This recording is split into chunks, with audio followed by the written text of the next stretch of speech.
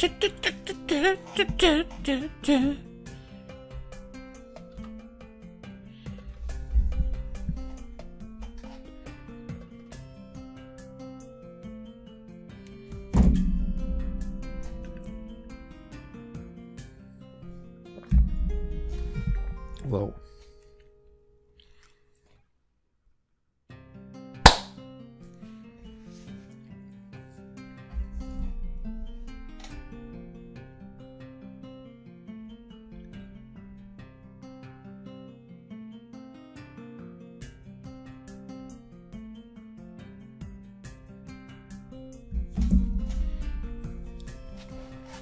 Hey, my name is PolishLynx, welcome to Never Forget Me.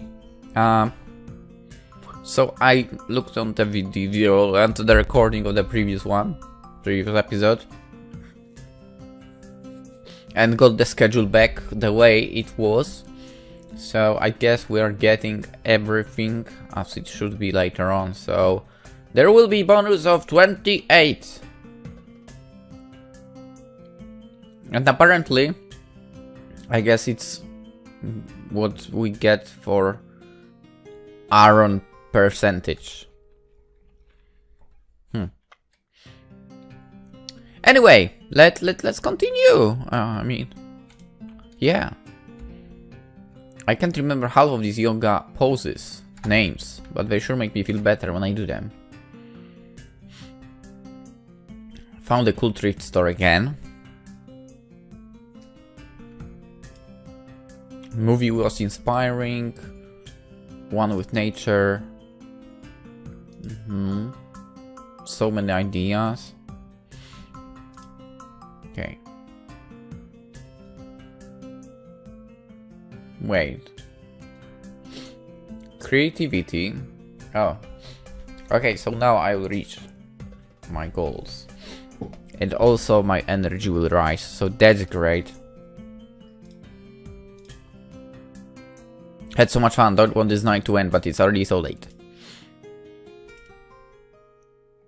I'm not tired at all. Why did I go to bed so early? Guess I'll count the cracks in the ceiling again. The teacher complimented my painting. Scene 3! Food pregnancy! A what? Groaning slightly, I waddle into our apartment complex's lobby and motion lazily to the elevator. We're taking the elevator, I'm not even going to attempt the stairs!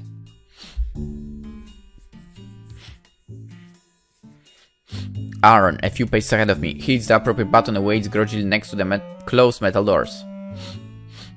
Yeah, that was a good place. Almost too good.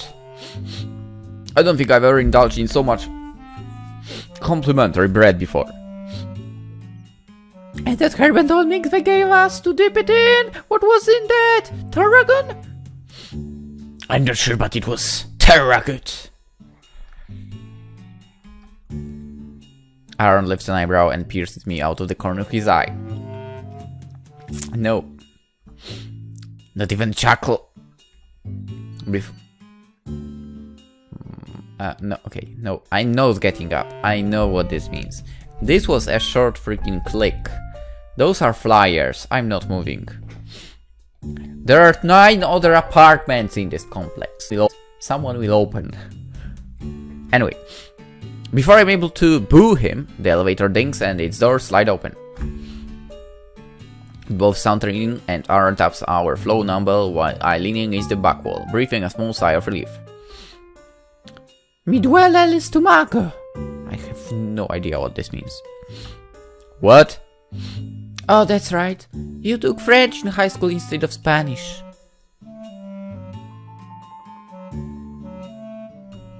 Yeah, I think the teacher's name was Miss Dubois.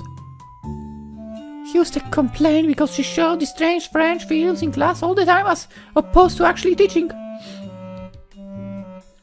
That's a good way to teach for movies, video games, books, recordings, audio recordings.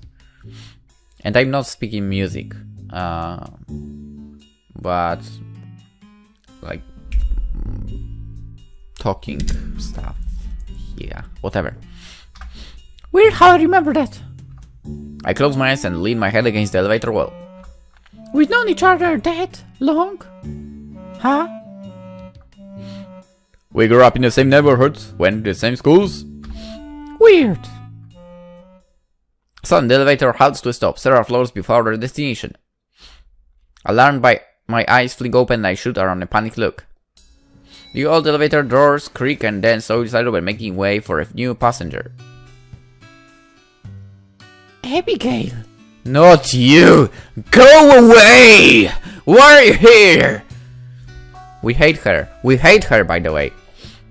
The exclamation escapes my lips, sounding similar to a shriek, not unlike that of a witch. It startles Abigail so much that she drops her sequined clutch purse and lets out a gasp of her own.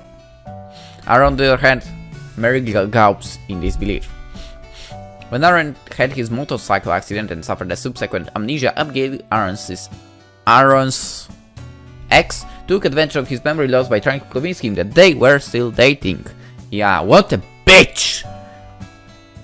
Osher, Aaron's father and longtime opposer of our relationship, went along with the charade. Yeah, his father is also a piece of shit.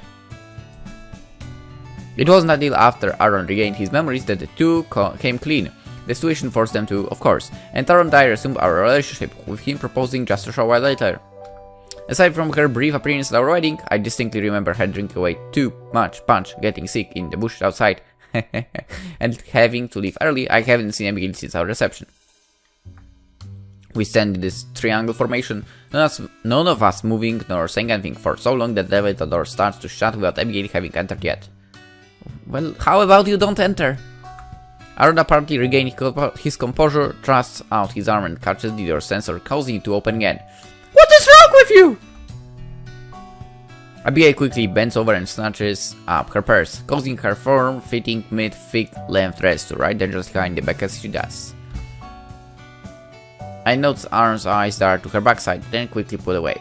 Okay, don't even get angry about that. We can't control it, okay? We can't! She boards the elevator and presses the button for the lobby, then stands opposite Aaron and looks him over curious. He resists the urge to do the same, although I suspect he wouldn't have withheld himself had I not been present. So, this Bryce, are you visiting a friend or? I just moved in actually. I was about to go celebrate with some friends. Are you kidding me? This is not a coincidence. This is not a coincidence. Huh? A befuddled Aaron looks at me, obviously unsure what to say next, prompting me to speak. Interrogate her. Be cordial. Safe.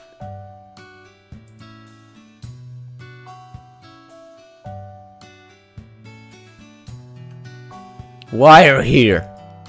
What a coincidence! Of all the complexes in town, you decided on this particular one. Why, I wonder? It's certainly not the nicest or even the best value. I guess I could have done more research. Abigail blunders through the question, then turns the accusation around on me. Why are you living here if it's not a great value or whatever then? My nana is the landlord, so we get a bit of a deal on our rent. Oh. Much to my relief, the elevator door opens again, giving Aaron and me reason to depart. Here's Savlar, nice running to you. I plant my hands firmly on Aaron's back and practically push him out of the compartment, while he waves politely at Abigail. Waved a middle finger to her, to be honest. Wait! Abigail races out of the elevator toward us and peers determinedly at Aaron as if I wasn't even there. My apartment! I need help setting some things up. You will have friends, they're coming, they will help you, don't worry. Fucking bitch. None of my friends are really good at that stuff, and I remember you being so handy. At putting stuff at the correct place? How fucking dumb are they then? Handy! Maybe with a trowel, you never took shop class. only 4H, so I don't think he'll be of much use to you unless you're planting an herb garden. Aaron releases an offended hoof, then responds to Abigail's request where... Oh, freaking... I almost made...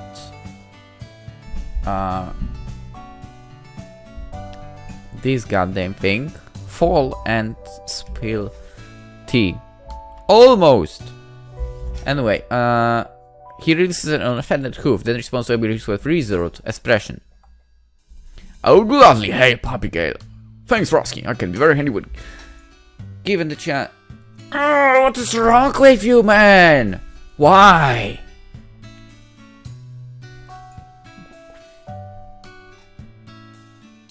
I can't believe him. Why would you...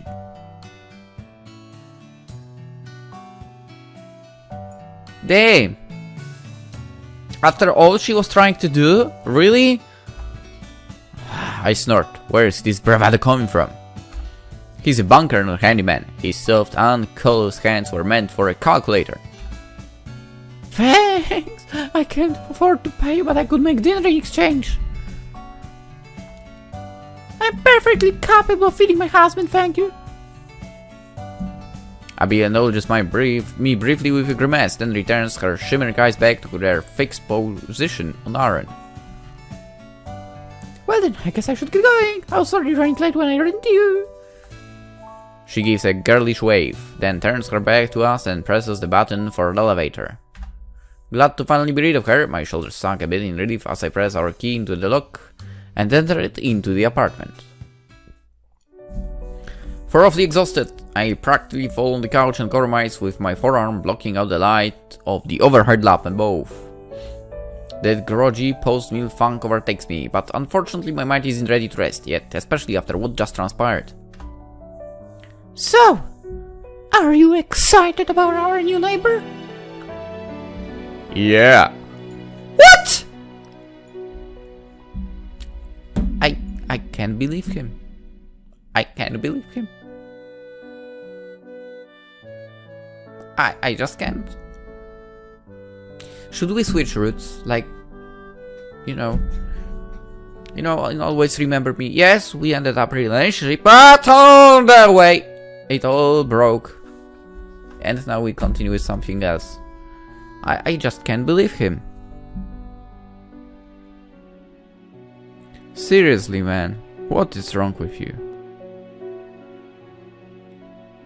I mean, I'm all for following after someone you love and so on, but using dirty tricks like she did? Wow, no, that's a no-no. She's a bitch. I can't believe you. Aaron absent-mindedly answers me without looking up from his smartphone, then after a few moments bolts upright. I mean, no, is this a quick question?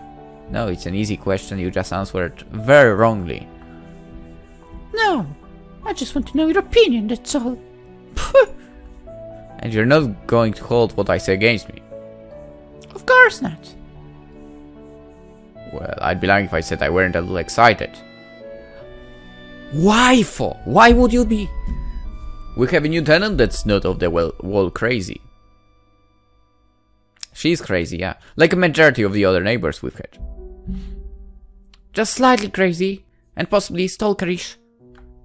And possibly a piece of shit.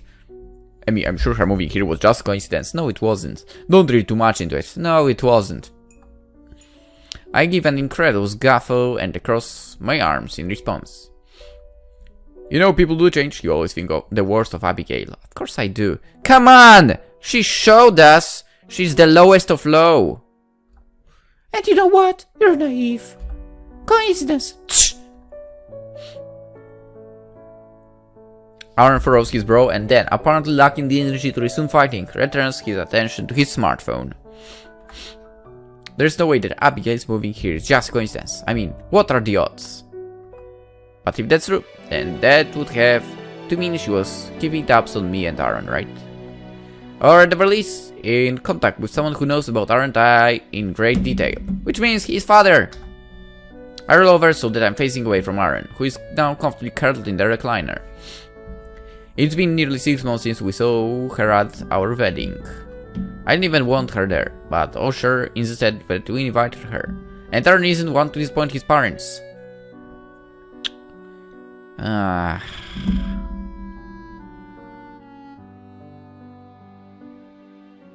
Okay, let's hope she can still have happy life with him. Well, except when he married me, that is. I smile mentally, but it quickly fades. Is Abigail still interested in Aaron? Is she pursuing him? And if that horrible fact is true, could Osher be the one supplying her with information and spurring her on? Yes. I will give you the answer. I gave you the answer. Yes. Okay, creativity, we'll get there. Wait, we are already there actually. Culture, we are there. Diligence, we are there. Okay. Clear. Alrighty.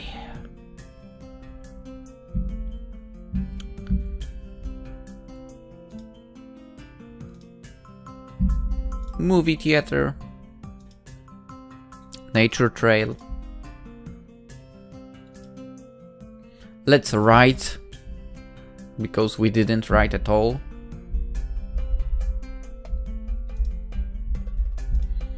And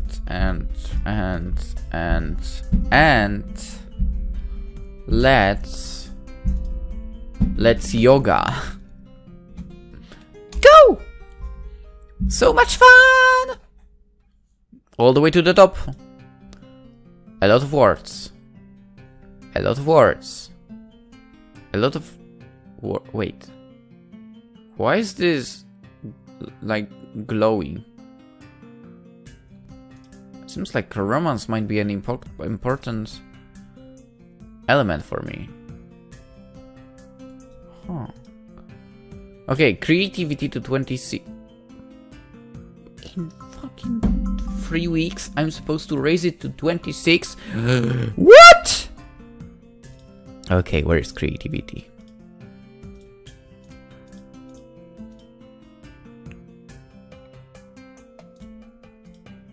Okay, 1 point for creativity. We also need romance, I think. Creativity.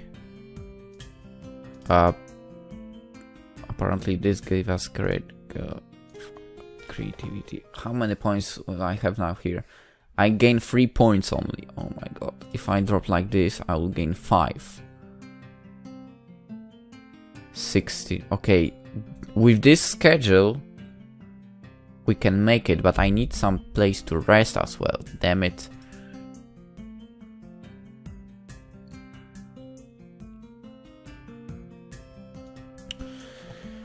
Which means I need to give up on something.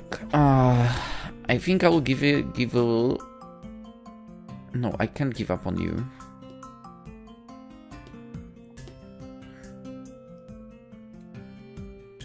I guess we'll put yoga classes here.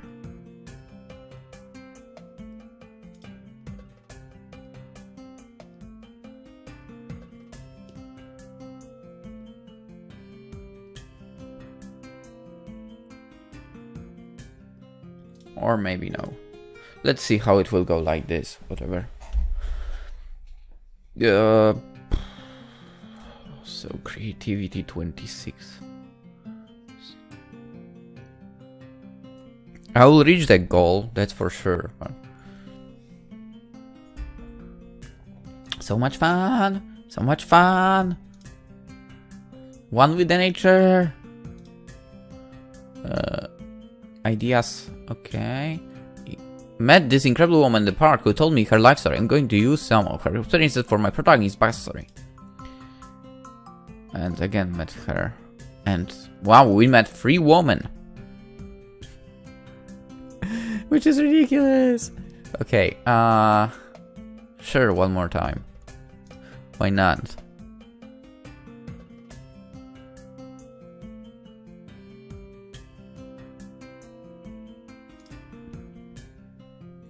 It was interesting to explore this. Oh, shit. Wait. Wait! If I reach 0 energy, I can still go?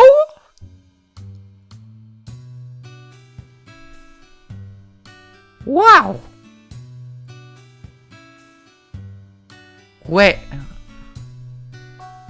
did it? Okay, I didn't really like pay attention, but did it like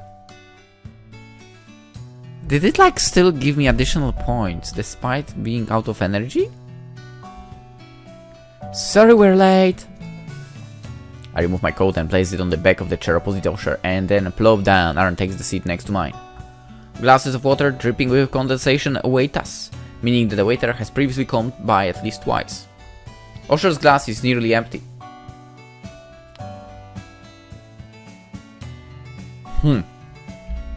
I expected as much from you two. Aaron laughs nervously, trying to provide a sort of buffer. Avoiding eye contact, I smooth the cloth napkin in my lap and mentally count backwards from 10, 9, 8, 7. Your wife never was one for formalities, was she? Or manners, for that matter. And you're a piece of shit! I grit my teeth and start my mental countdown again, taking deep breaths as I recall each number. Counting is apparently a method used in anger management, or so the internet says, but I've yet to see it prove useful tonight. Hey now, be nice! Actually, the reason we're late was actually my fault. Emily was ready to go, but I couldn't find my shoes. I swear, you always wait to put your shoes until the last minute. You couldn't have put them on while I was getting ready. I smile teasingly, letting Aaron know that I'm only play fighting. Surprisingly, Osher joins in on the fun. He was that way as a boy too, always losing things. I can't tell you how many times we had to replace his return because he kept accidentally throwing it away. Suddenly he speaks normally. Aaron holds his hands up defensively. Hey, that's a very easy mistake to make. I mean, you had to take him out in order to eat, so at school I would just set them on my lunch tray, and then I would shake off my leftover food in the garbage can before returning the tray. But why didn't you just put your retainer in that case? The orthodontist gave you. Because I... Suddenly embarrassed, Aaron's voice drops to a whisper. Because I lost the stupid returner case. Aaron allows Osher and me to release the confession for a few moments before reining us back in. Okay, I'm an idiot, but we should probably figure out what we're going to order now, right? I skim the menu, which appears to be in another language. What the heck is Riz de Var? And decide indiscriminately on the Boudin Noir, which I select mainly because I'm confident I can pronounce it correctly. No, I can't. I have no idea what it actually is. Osher gives me my choice a please note as I mentioned it to the waiter. It's always nice to score brownie points with an in-law, even when you're not sure why. He goes on to order something called tete de ve, while Aaron picks orsins, an item I vaguely remember seeing on cooking show. I think it's some type of seafood. The waiter gathers our menus and dashes off, promising to be back shortly to refill Osher's water. Casually Osher turns to me and asks with little interest about my book. Still writing? What was it again? Children's books or something? Not exactly. My first book was a memoir about the trials Aaron and I faced after his accident. I'm working on my second book now. It's also a memoir, but its focus isn't so singular. It's more like a collection of vignettes about my life. Osher gaffles condescendingly, then rests his head in his hand. And you think your life is that interesting to you? I knew this generation was conceited, but really. And there he goes again. Aaron slams his hand on the tabletop, silencing Osher.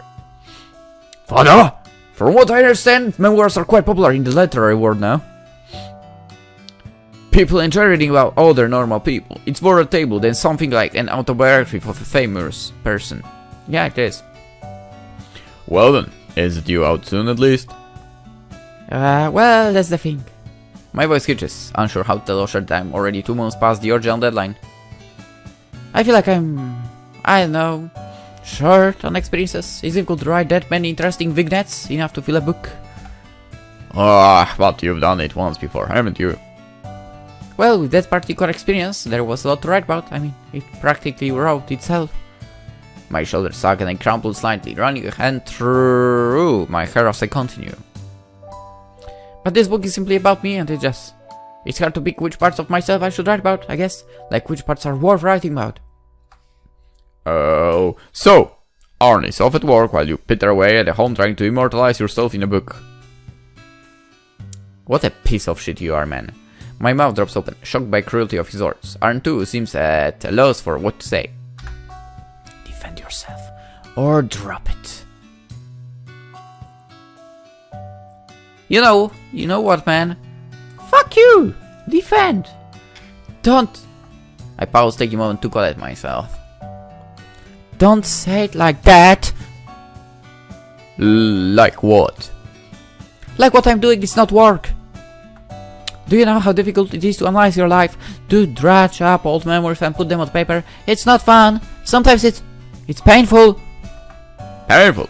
Oh, no, you're just making up nonsense to defend your narcissistic endeavors. Narcissistic!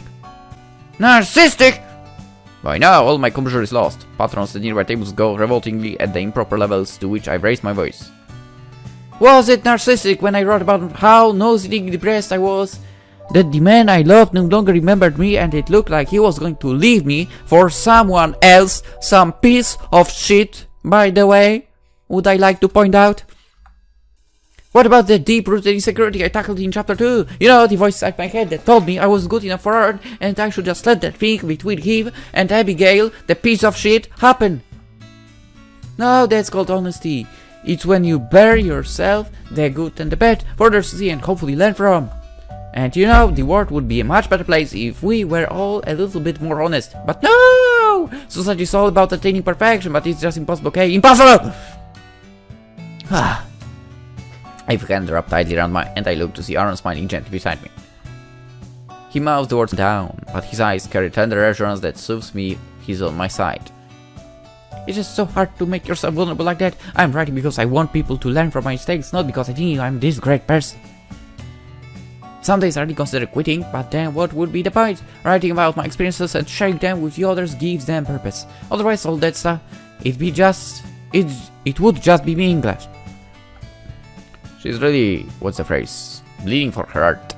And even days that she doesn't write, she still does things like cook, clean up the house and so on. The fact that she can work a job and keep up this with the housework is incredible. I think she's an excellent wife. A tear slides down my cheek and I wipe it away, mystified. He's a good guy in the end. I can't believe I'm crying. I'm such a sap. Aaron's grip on my hand tightens and he smiles big. I must apologize. I didn't mean to be rude. I don't understand what it is that you do. So I'm still not sure if I understand it. I'll at least try to be more respectful from now on. He bows his head in a subdued manner. Good.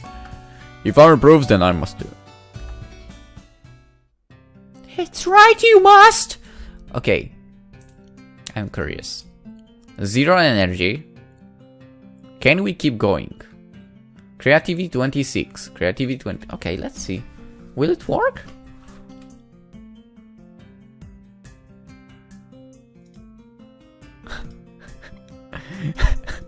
It works!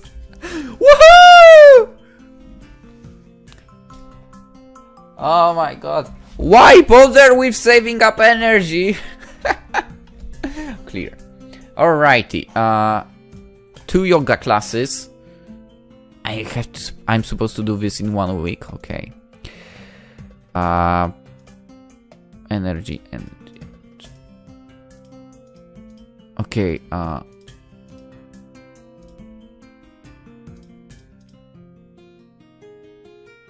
Okay, energy will be at 10.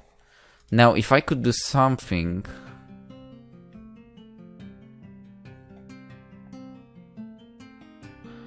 Oh, but my social points will drop. Okay, that's problematic.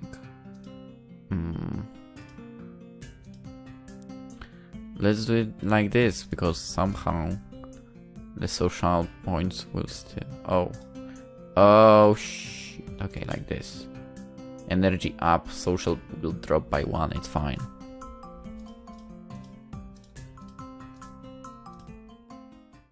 Scene 5! Woohoo! Oh! Oh! Hey, the doorbell rings, pulling me out of my writing.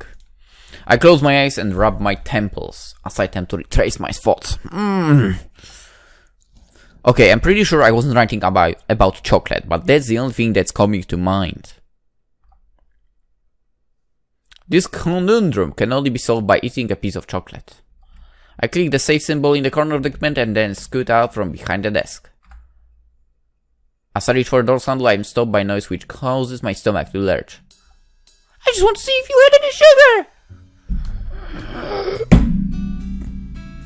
I have an audition tomorrow and I was packing some cookies for the director!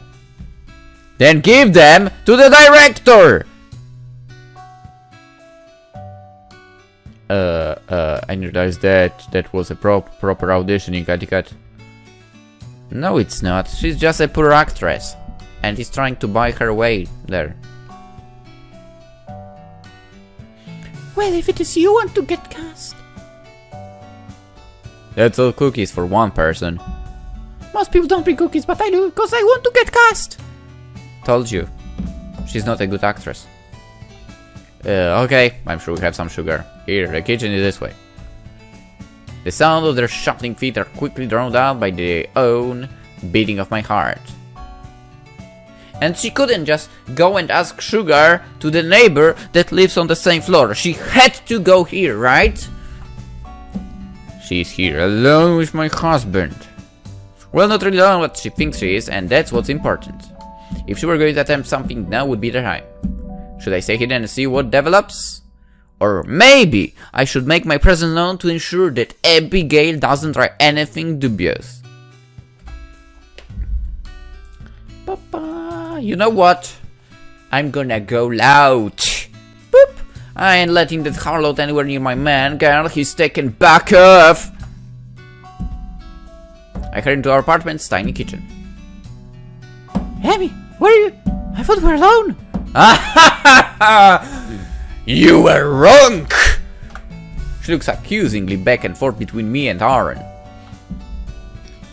I never said I was alone. Amy is always here. She works from home. I guess I hadn't realized that. I mean, I married her after all. That means that I kind of like having her around, you know.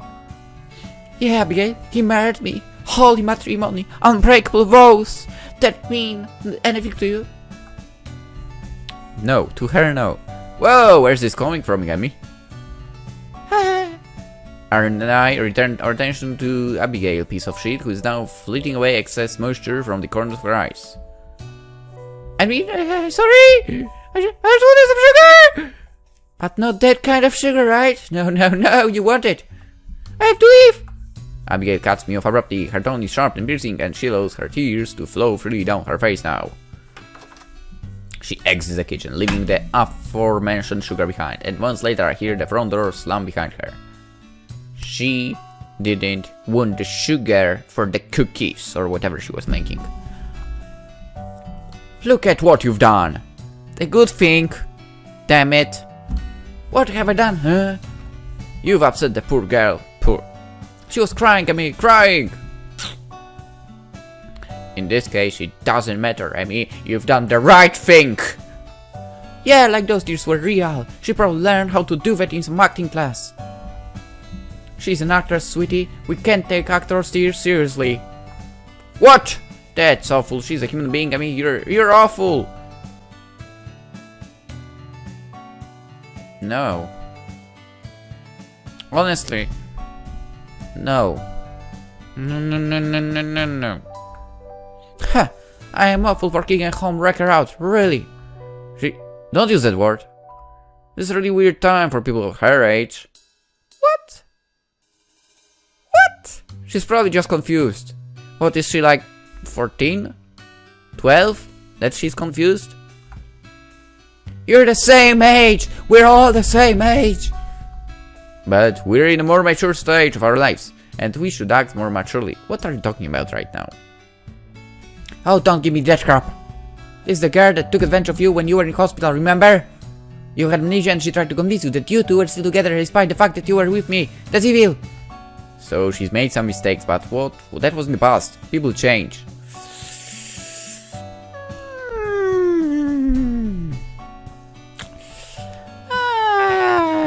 adapt.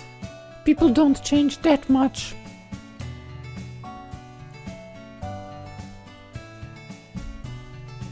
Huh, the only thing that's changing is that her boobs have been enlarged by 2 cup sizes. Wait, were they? They seemed pretty small to me.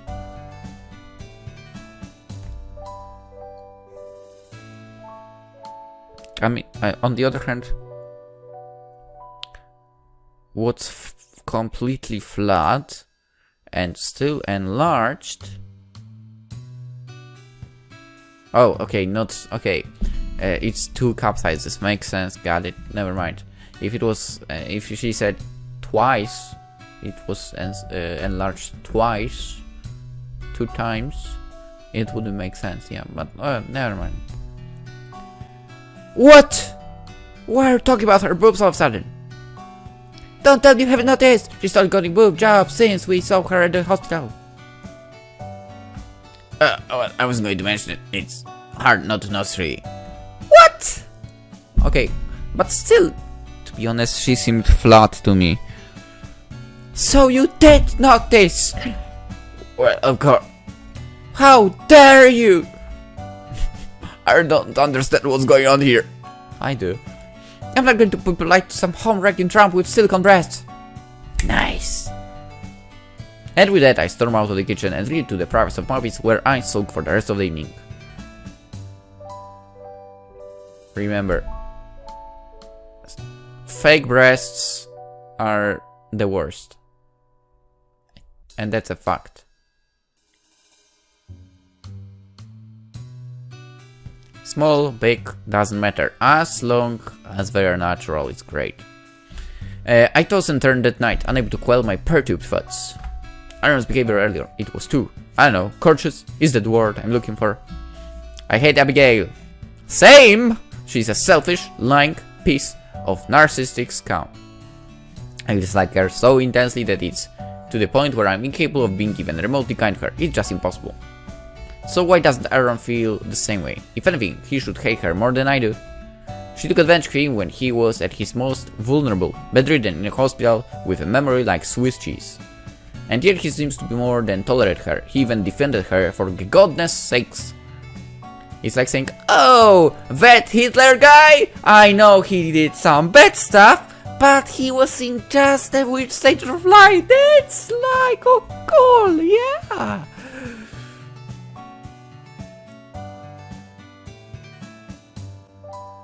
I need this a screenshot of this. And I probably broke the webcam right now. Because usually when you do a screenshot, the webcam breaks. I don't know why it's like that. Well, that's a very drastic comparison, yeah. Okay, that example was a little hyperbolic, but you catch my drift.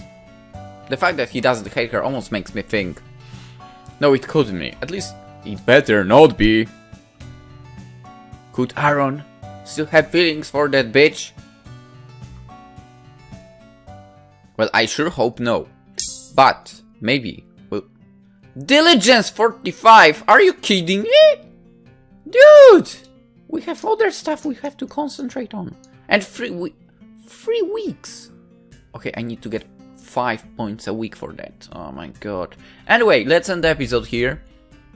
And we'll continue tomorrow. Great camera change, that freaking... You see, I took a screenshot. And because I have a webcam, for some reason it completely messes up itself in my recording software. And apparently it restarted to the previous position. Anyway, let's end the episode here. We'll continue tomorrow. For now, hope you enjoyed. Hope to see you there as well. Bye bye.